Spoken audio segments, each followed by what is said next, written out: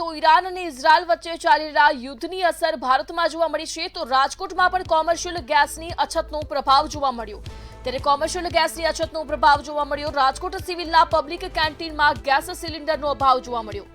ત્યારે કેન્ટીન સંચાલકો કોલસા અને સગડી પર રસોઈ બનાવવા માટે હવે મજબૂર બન્યા છે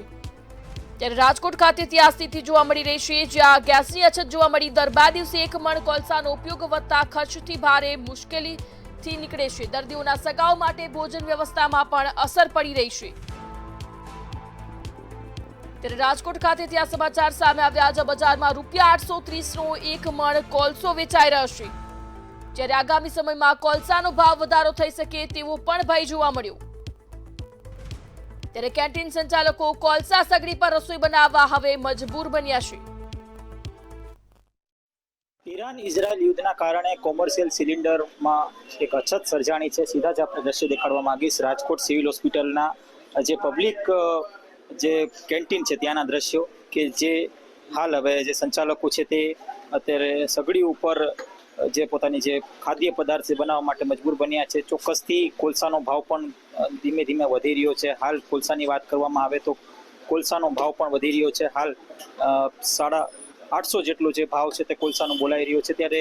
ચોક્કસથી કહી શકાય કે એક ભય એની લાગણી સંચાલકોમાં સતાવી રહી છે એક બાજુ કોમર્શિયલ જે સિલિન્ડર છે તેની અછત સર્જાણી છે ત્યારે બીજી બાજુ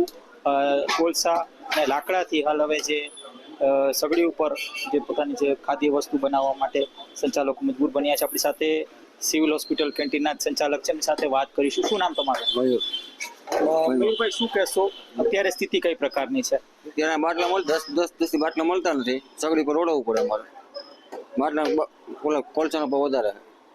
અત્યારે કેટલો ભાવ છે કોલસાનો છે 830 રૂપિયા છે અને આ કોલસો કેટલો સમય ચાલે તમારે 830 20 કિલો 2 થી 3 દી હાલે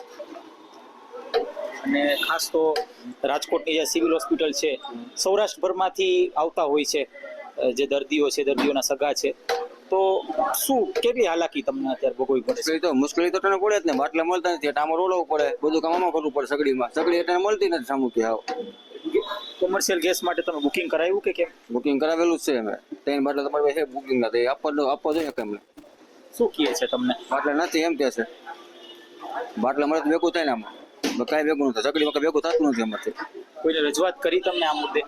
કોઈને રજૂઆત એમાં ચેઠા કરી રહી છે રજૂઆત તો કરેલી જોઈએ ને ત્યારે બાટલા મળતા નથી સગડી લેવા કે સગડી ન મળી અમને ભાઈ બની સગડી લઈ આવ્યો રોજ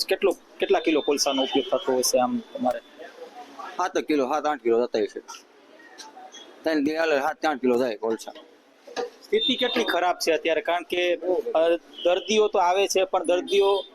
દર્દીઓના જે સગા છે તે ક્યાંક ને ક્યાંક અહીં ભોજન માટે આવતા હોય છે અત્યારે